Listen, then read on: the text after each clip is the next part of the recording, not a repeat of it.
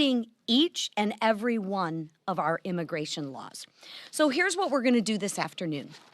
One, we're going to pass the legislation to finish funding more than 95% of the federal government at Trump spending levels, not Biden spending levels. And two, on the sliver that remains, we will keep the wheels of progress turning and let the president do what he does best, and that's negotiate a final deal on his signature issue. And I'll tell you what, if anyone can get this deal done that is going to crack down on illegal criminal aliens to protect our community, that's going to be President Donald J. Trump. So with that covered by our president, House Republicans are remaining focused on Americans' pocketbooks.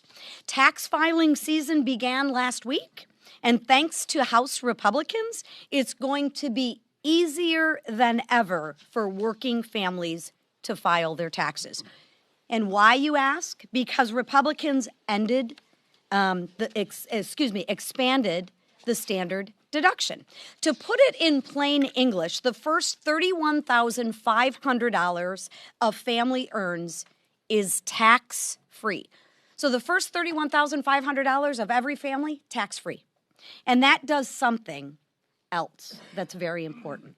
It saves you time. About 210 million hours of paperwork gone. And that's 210 million hours and 210 million hours of time that the Americans people can spend on doing what they want to do, not filing their tax returns, burdensome tax returns. But here's what's really important that's missed. Every single Democrat voted against that $31,500 standard deduction. Every single Democrat voted against saving you time and making tax filing easier. And every single Democrat voted against saving you money.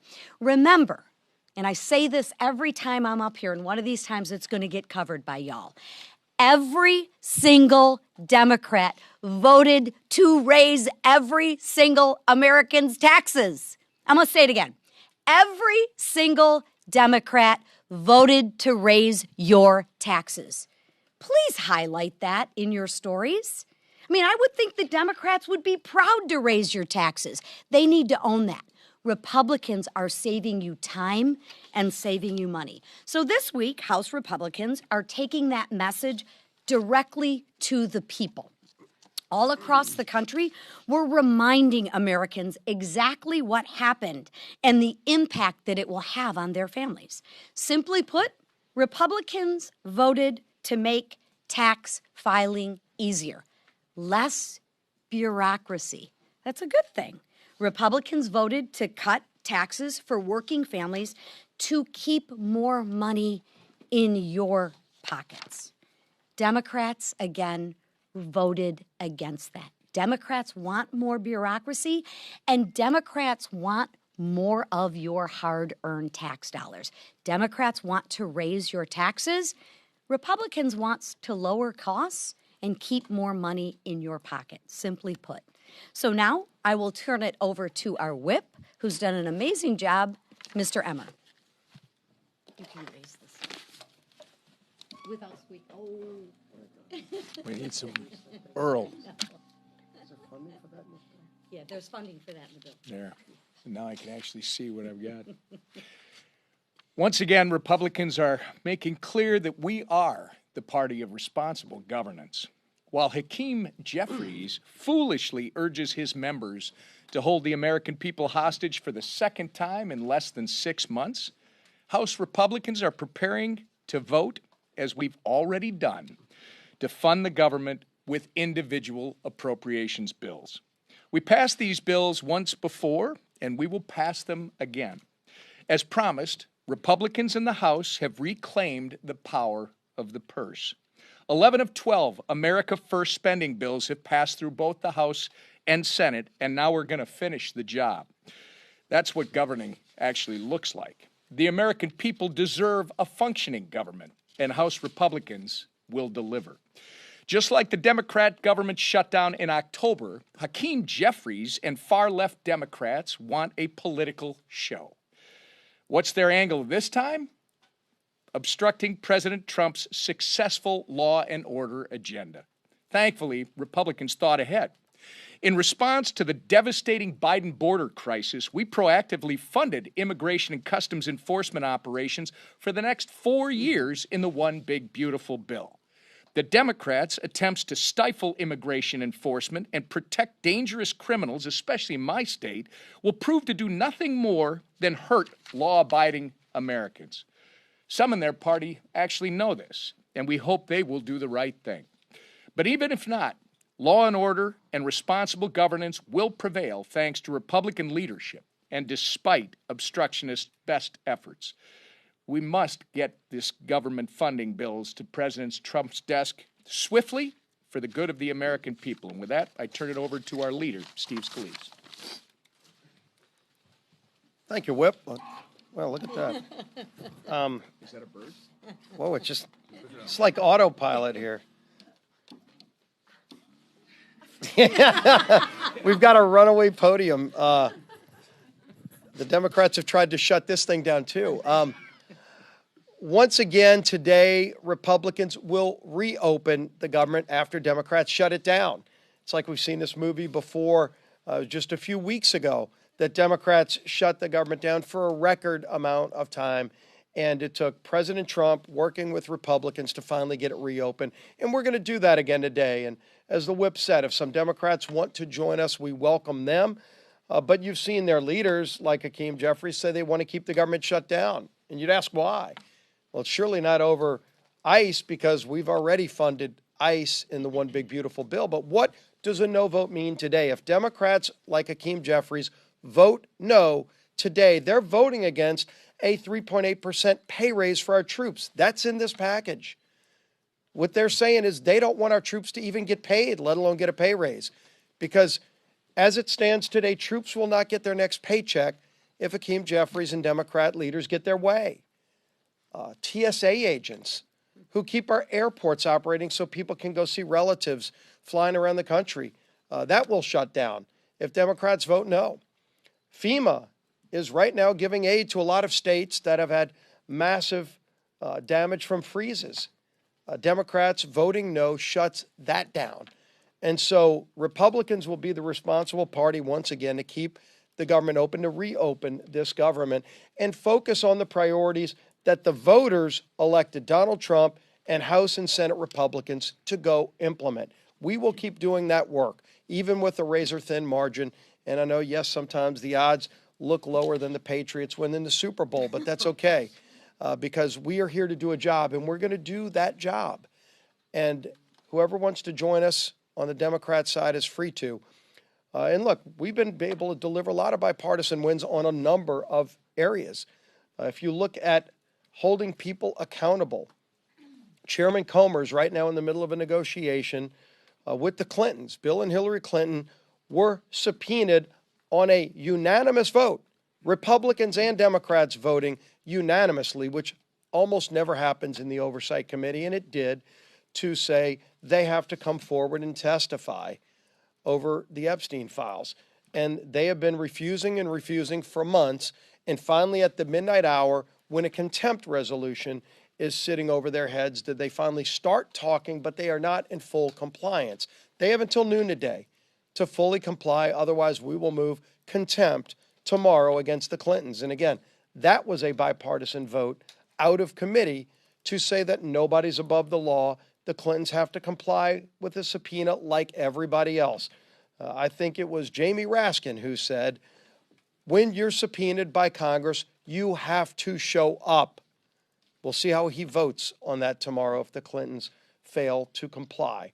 But we're going to keep doing our job. We're also bringing an important bill on critical minerals to the floor to open up the vast resources of this country that have been shut down by the previous administration so that we don't have to be reliant on countries like China for the critical minerals that run so many of the products we use every single day.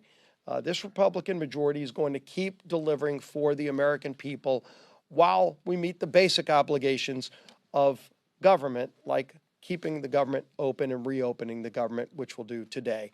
The man at the head of that effort is our great speaker, Mike Johnson. Thank you, Steve. Well, all right, it's not on autopilot anymore. You love doing that. I do. Makes you feel taller. So grateful to be with you all, and I'm sorry we're in this situation again. It's like Groundhog Day in a way, the bad movie, where we come back to the same failed measures of the Democrats. It was just less than 3 months ago that they shut the government down for the longest period in history, 43 days. It was painful for so many Americans. Finally, a handful of them saw the light and helped us to get the government operating again. Republicans have demonstrated over and over that we are the grown-ups in the room. We are the ones that are governing. We are the ones that are funding the government. We are the ones that are providing the vital services and trying to make government work more efficiently and effectively for everyone. After that long historic shutdown that was so painful, appropriators in both parties got together. I tip my hat to Chairman Tom Cole of the House Republican chair of the Appropriations Committee and all of our committee members, the Cardinals, the subcommittee chairs as we call them, all worked so well in their areas, and we got 12 separate appropriations bills passed through the House, and we had a triumphant press conference announcing that. We expected it to be on a glide path through the Senate, but of course the Democrats could not miss an opportunity to try to shut the government down again. That's what they're doing. Chuck Schumer and the Senate Democrats play games with government funding. Now, listen, the president obviously has reached out to state and local officials in the state of Minnesota. The events there have been tragic and unnecessary. He's made clear his desire to de-escalate the situation and to support an honest investigation of what's occurred there. We now have Tom Homan in charge of operations there, and he's an extraordinary leader. He has 40 years experience. He's highly decorated, has worked in Democrat and Republican administrations, and knows what he's doing. And there's more order being brought to the chaos. Now, I want to hasten to say that the chaos is because, in large measure, the local and state officials in Minnesota have not been participating with federal law enforcement operations, and they've created a dangerous situation there, and that is really a big part of the problem here. The White House and the Senate continued in good faith. They've agreed to separate the Homeland Security funding bill, and that's fine. So we have 2 weeks now to negotiate in good faith on both sides. The White House and Senate Democrats are going to engage in that, but the House Republicans are as well. We have to make sure we maintain the important parameters here. We can't go down the road of amnesty. You can't, in any way, lighten the enforcement requirement of federal immigration law. That's what the American people demand and deserve. We want dangerous illegal criminals to be sent out of the country, and they've been very successful at that. But these negotiations are going to go forward. If the Democrats do insist on keeping the government shut down, their pointless obstruction is going to have no effect on border security, which we have done, we've secured, or immigration enforcement. As has been noted by the leaders here this morning, we did fund ICE operations for a few years now. So what they'll be shutting down, don't lose this, what they'll be shutting down is FEMA operations as we're cleaning up from the winter storms. They'll be shutting down TSA, which is obviously necessary to keep the country moving through our airports. Coast Guard operations. I mean, so many important functions in the Department of Homeland Security is what will be adversely affected by these partisan games. Let's hope and pray that they don't do that. Let's hope that over the next 2 weeks we can negotiate and get this done. They say they want a real negotiation with President Trump and Republicans over immigration enforcement policy, and we are happy to have that debate. And I've said in a gaggle earlier this morning that what must be a part of that discussion is the participation of blue cities in federal immigration enforcement. You can't go to a sanctuary city and pretend like the law doesn't apply there. It does. And so we're going to be working through all that. Our chairwoman McClain talked about tax filing made easy. Last week marked the beginning of tax season, and millions of American families are working through that right now, and they're recognizing the amount of time and money spent complying with the federal tax code is going to be significantly reduced this year because of great Republican policy. Some of the things we did in the Working Families Tax Cuts, the big, beautiful bill, obviously we intended to cut taxes and to advance America First pro-growth policies, but we also sought to reduce the tax burden on Americans because we know that reforming the tax system isn't just about reducing rates. It's also about reducing the paperwork and the compliance burden on Americans. And you heard these stats, I'll repeat them, but our working families tax cut locked in the doubled standard deduction. It boosted it further to $31,500 for American families. That's a lot of money to hardworking folks. And again, we remind you Democrats voted against all of those great reforms. These successful reforms are going to save Americans 210 million hours per year in paperwork and $13 billion in compliance costs. That's real money to real people, and we're proud of that. Nobody likes paying taxes, okay? But Republicans have reduced the amount you owe and made your returns significantly easier to file. And so we're so grateful everyone's going to be able to take advantage of that. Last thing I just want to mention, and we'll take questions. I don't think the American people need any more evidence that Democrats want to tax the American people to death. Just check congress.gov. You can see all the bills they filed.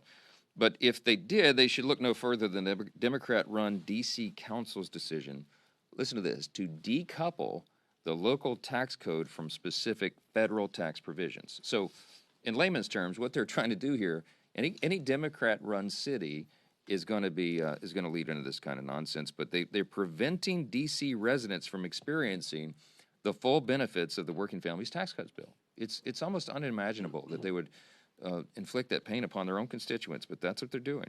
D.C. is not alone in this obstruction.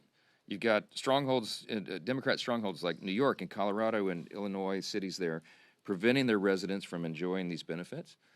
There's no way to spin it. Blue state governors intentionally harming their own residents just because the policies were offered by a Republican administration. I mean, that's what's happening. And it's just incredible to us. Is there any stronger evidence that Republicans are the party of affordability? Democrats say one thing and they do completely the opposite. And I'm so sad for you if you live in one of those jurisdictions. It's a real problem. If this act were to become local law, D.C. residents would be prevented from claiming no tax on tips, no tax on overtime, the increased standard deduction, and so much more. And it's just wrong. There's an estimated 17,000 tipped workers here in the nation's capital, and the D.C. City Council is attempting to prevent them from enjoying this historic tax benefit. But House Republicans are going to work to fix it this week. We will advance Representative Gill's legislation to disapprove of that nonsense at the D.C. Council, because every American deserves to enjoy the benefits of the Republicans' historic tax cuts, even if you live in a Democrat stronghold. Have to take a couple questions. Yep, hang on. Bill, go ahead. Thank you, Speaker Johnson. Are you confident you have the votes for this rule book to pass, and do you expect any Republican no votes at all?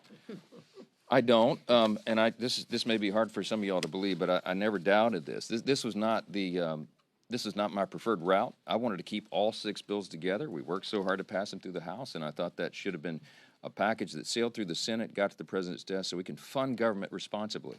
We're spending less money year over year, and we're returning regular order around here, and that's a commitment I made when I became Speaker, and we're finally getting it done. But listen, the president agreed with Schumer that they would separate Homeland, and we'll do that, and we'll handle it. We're going to pass the rule today. It was never in doubt to me. The Republicans are going to do the responsible thing.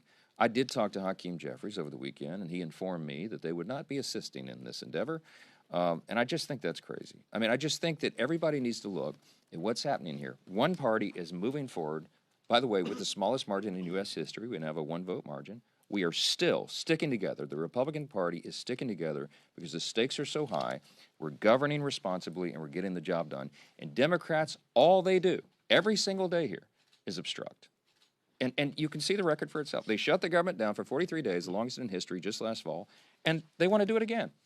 And it's just crazy. And I think the American people are going to think about this hard when they go to the voting box and to the ballot box in the fall, and we decide who keeps the majority in Congress. I think they're going to give it to the grown-ups. I think the Republicans will be able to continue and grow our majority to keep governing. Otherwise, what Democrats will give you is chaos, shutdowns. They'll shut down the federal government. They keep proving it to you over and over, so take them at their word.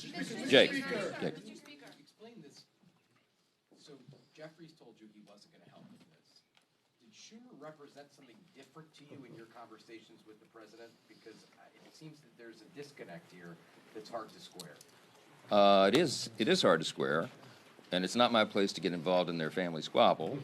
But I mean, I think Hakeem has made very clear I think he was upset, offended that Chuck Schumer presumed to speak for House Democrats. So you'll have to figure that out. The Democrats are in a family squabble over there, and it's not of our doing.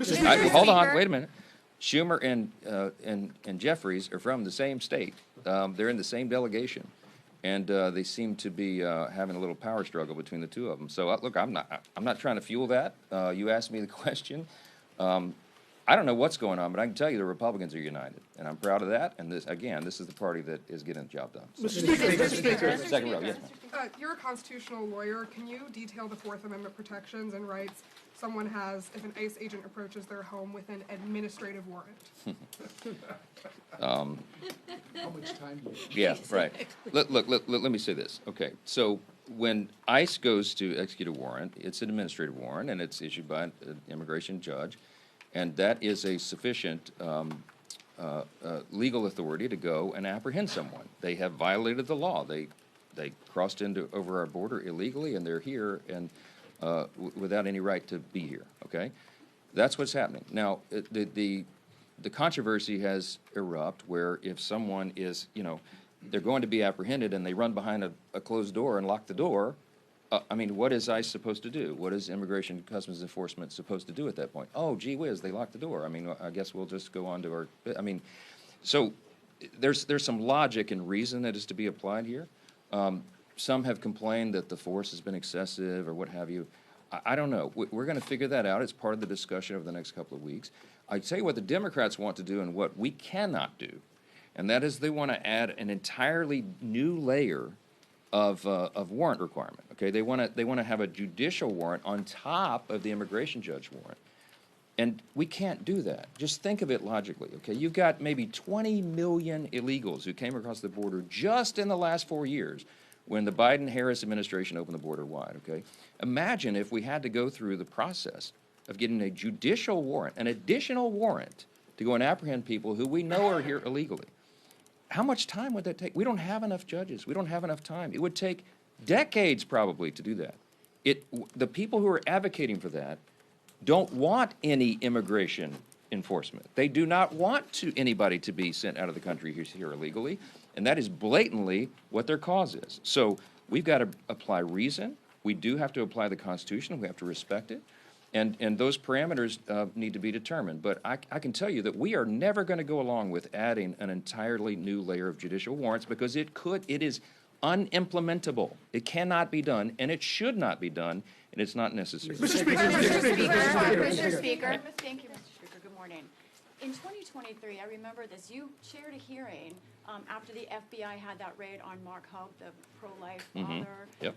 And that was something that I think to this day Republicans say was a problem in the use of force by this government. Yeah. And my question now is obviously we understand ICE's legitimate purpose, but we've seen guns drawn on Americans who have not necessarily protesters. We've seen people pulled out of their houses, to your point about the warrants. Do you think ICE needs to change, and CBP, any of their tactics, given what your concerns about civil liberties from the past? I have great faith and trust in the leadership of Homeland Security and Tom Homan in particular, who's now in charge in Minnesota. He brings 40 years' experience to this. He's very measured.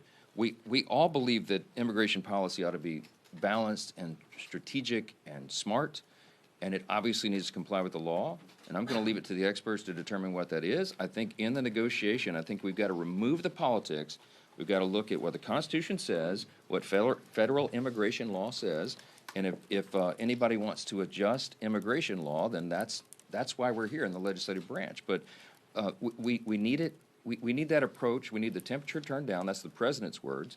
And you need a steady hand at the wheel. I think Tom Homan is a great guy to do that. Mr. Speaker. Yeah, I just want to circle back on the judicial warrant situation. Can you just explain to me why we're talking about adding additional requirements?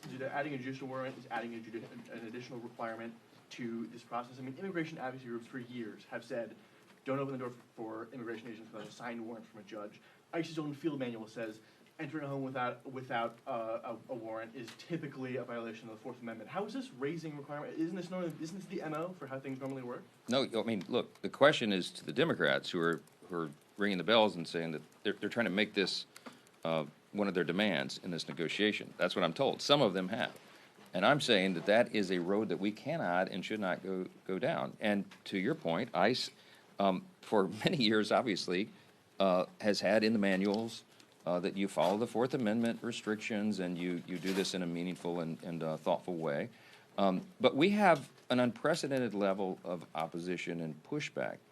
I mean, when you have local and state officials informing their citizens that they should impede the immigration, customs, and enforcement operations, it creates a dangerous situation, and that's what's led to all this chaos. If the governors and the mayors in the blue cities and states would participate with federal law enforcement, we wouldn't even be having these conversations. I mean, you would have a much smoother process, I think. So, look, we're going to have all these discussions over the next couple of weeks. We will figure out a path through this, but we have to enforce our immigration law. The American people made that the #1 issue in the last election. The wide open border and the chaos that ensued because of it was the #1 issue. The president got to work. We used the existing law that was on the books, as we always said, as I said, for 4 years under the Biden administration could have happened, and we closed the border tight. In just a couple of months, we've had almost zero illegals released into the country since President Trump took over. Strong leadership. And the next commitment was, as we said to the American people, we will get the dangerous criminal illegals out of the country. And that's what they've been doing. And for anybody to impede that, they are impeding the will of the American people. They are creating a more dangerous situation on our streets, and it has to stop. So stay tuned for the rest of this. We'll get into the details of it. I'm just telling you that adding a whole new layer of judicial warrant requirements is an unworkable proposal, and I think the people who are making that suggestion understand that. I don't think they want anyone to be apprehended and sent out of the country. So we have to. Is there a question about election? Happy belated birthday, Mr. Speaker. Happy belated birthday.